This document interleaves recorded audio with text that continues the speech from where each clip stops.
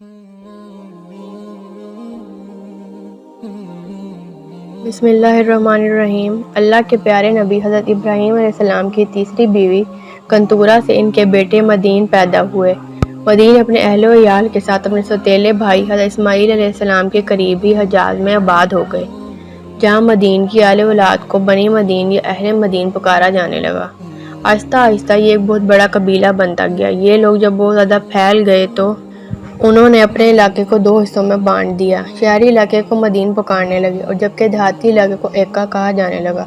انہی لوگوں کو قرآن میں صحابہ ایکا کے نام سے پکارا گیا ہے۔ ایکا کے لفظی معنی جھنڈ والے اور سرسبز و شاداب جھاڑیوں کے ہیں۔ یہاں میوہ، پھلوں اور خوشبودار پھولوں کے اس قدر درخت تھے کہ اگر کوئی دور سے اس بستی کو دیکھتا تو یہ معلوم ہوتا کہ جیسے یہ کوئی بستی نہیں ہے بلکہ ایک خوبصورت سرسبز و شاداب درختوں کا جھنڈ ہے۔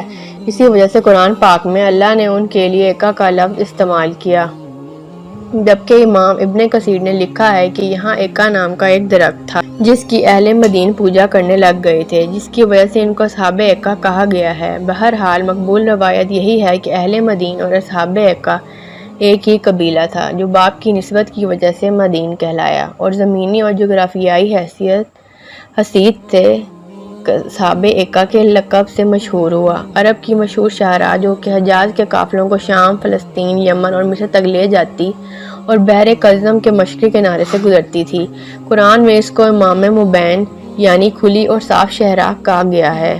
اہل مدین اسی شاہراہ پر بحر کلزم کے مشرقی کنارے پر آباد ہوئے تھے۔ اہل مدین بے حد خوشحال اور امیر تھے۔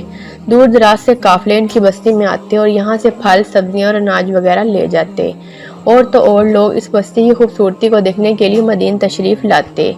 چونکہ یہ بہت بڑی شاہراہ پر تھے، اس طرح لوگ وہاں پر آنے جانے والے تاجر ان کی بستی میں ضرور رکتے، جس کی وجہ سے اس بستی کے لوگ تجارتی کاروبار سے منسلک ہو کر بہت خوشحال ہو گئے تھے۔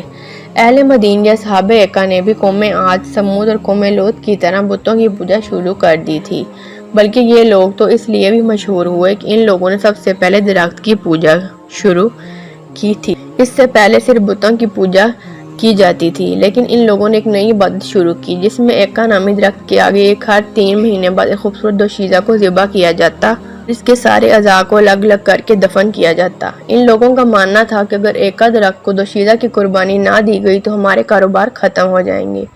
اس کے علاوہ یہ لوگ ناپ تول میں کمی کرتے تھے، اس کے لیے بھی انہوں نے خاص انتظام کر رکھا تھا۔ یہ لوگ اپنی بہنوں اور بیویوں کو اپنے کاروباری مراکز پر عریاں لباس میں بٹھا دیتے اور جب کوئی تاجر آتا تو وہ شہود کے ہاتھوں مجبور ہو کر ان لڑکیوں سے مصروف ہو جاتا، جس سے وہ ناپ تول میں خوب کمی کرتے اور اکثر تو وہ چیزیں ہی بدل ڈالتے تھے۔ پھر اللہ پاک نے ان کی طرح حضرت شعیب علیہ السلام کو مبعوث فرمایا۔ حضرت شعیب علیہ السلام کا تعلق بھی اہل مدین سے ہی تھا۔ ان کا شجرہ نسب کچھ یوں بیان ہوا ہے: حضرت شعیب بن صیفیون بن ایفا بن ثابت بن مدین بن حضرت یعقوب علیہ السلام۔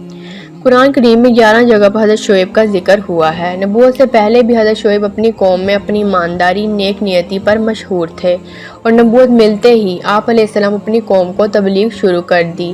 حضرت شعیب کو نبی پاک حضرت محمد صلی اللہ علیہ وسلم نے خطیب الانبیاء کا لقب دیا ہے، جس کی وجہ سے یہ تھی کہ حضرت شعیب تبلیغ کرتے تو لوگوں پر جیسے جادو ہو جاتا تھا، لوگ کام کاج چھوڑ کر ان کی باتیں سنتے تھے، لیکن اس کے باوجود بھی چند غریب لوگوں کے لیے کوئی بھی آپ پر ایمان نہ لایا، بلکہ آپ کو جادوگر ہی کہا جانے لگا۔ قرآن پاک میں ارشاد باری تعالیٰ ہے: اور مدین کی طرف ان کے ہم قوم شعیب کو بھیجا، انہوں نے کہا اے میری قوم، اللہ پاک کی عبادت کرو، اللہ کے سوا تمہارا کوئی معبود نہیں، اور ناپ تول میں کمی نہ کرو، بے شک میں تمہیں خوشحال دیکھ رہا ہوں، بے شک مجھے تم پر گھیر لینے والے دن کے عذاب کا ڈر ہے۔ لیکن قوم نے جواب دیا: اے شعیب، کیا تمہاری نماز تمہیں حکم دیتی ہے کہ ہم اپنے باپ داداؤں کے خداؤں کو چھوڑ دیں یا اپنے مال میں اپنی مرضی کے مطابق عمل نہ کریں؟ واہ بھائی، تم تو بڑے عقل مند اور نیک چلن ہو۔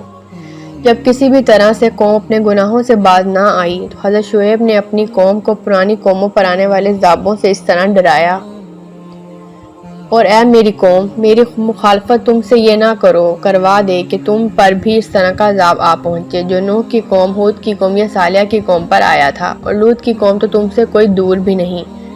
پوری قوم حضرت شعیب کے خلاف ہو گئی اور حضرت شعیب علیہ السلام کو دھمکی دی کہ یا تو تم ہمارے دین میں شامل ہو جاؤ ورنہ ہماری بستی سے نکل جاؤ۔ حضرت شعیب علیہ السلام سے کہنے لگے اگر تیرا اتنا بڑا قبیلہ نہ ہوتا تو ہم دیکھتے کہ تو کس طرح ہمارے دین سے ہٹاتا ہے، ہم تجھے سنگسار کر دیتے۔ حضرت شعیب علیہ السلام نے دیکھا کہ اب ان سے کوئی امید نہیں اور ان لوگوں کو میں ہر طرح سے سمجھا چکا ہوں، تو آخری فیصلہ سنا دیا، اے میری قوم، تم اپنے طریقے پر عمل کرتے رہو اور میں اپنے طریقے پر عمل کر رہا ہوں۔ تھوڑے دنوں میں معلوم ہو جائے گا کہ کس پر رسوا کن عذاب آتا ہے، کون جھوٹا ہے کون سچا ہے۔ اس کو اللہ پاک قرآن پاک میں فرماتا ہے، اے ہمارے رب، ہم میں اور ہماری قوم میں حق کے ساتھ فیصلہ فرما دے اور تو سب سے بہتر فیصلہ فرمانے والا ہے۔ لیکن پھر بھی اس قوم نے اپنے گناہوں سے توبہ نہ کی، بلکہ حضرت شعیب سے کہا کہ اگر تم سچے ہو تو ہم پر آسمان کا کوئی ٹکڑا گرا کر ہم کو ہلاک کر دو۔ اس کے بعد اس قوم پر خداوند قہار و جبار کا قہرانہ عذاب آ گیا، اور وہ عذاب کیا تھا؟ اللہ اکبر سنیے اور عبرت حاصل کیجیے۔ حدیث شریف میں آیا ہے کہ اللہ پاک نے ان لوگوں پر جہنم کا ایک دروازہ کھول دیا جس سے پوری وادی میں شدید گرمی اور لوگوں کی حرارت و تپش پھیل گئی اور بستی والوں کا دم گھٹنے لگا، تو وہ لوگ اپنے گھروں میں گھسنے لگے اور اپنے اوپر پانی کا چھڑکاؤ کرنے لگے، مگر پانی اور سائے میں انہیں کوئی چین اور سکون نہیں ملتا تھا اور گرمی کی تپش سے ان کے بدن جھلسے جا رہے تھے۔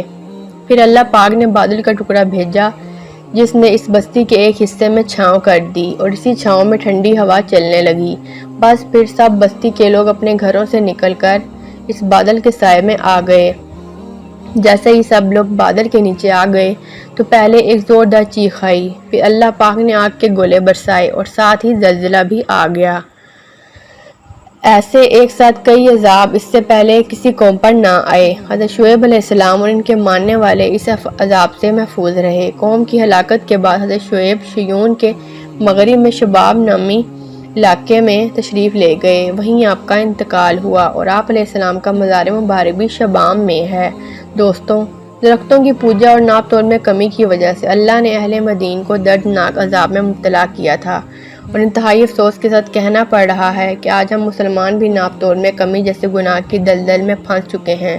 ہر طرف چور بازاری گرم ہے۔ کیا آج ہم اپنی لڑکیوں کو ماڈل بنا کاروبار نہیں کر رہے؟ اللہ پاک سے دعا ہے کہ وہ ہمیں ان سب برائیوں سے پاک کر دے، اور اے اللہ ہم پر وہ بوجھ نہ ڈال جس کو اٹھانے کی سکت ہم میں نہیں ہے۔ ہمارے رزق، مال اور اولاد میں برکت فرما دے، آمین۔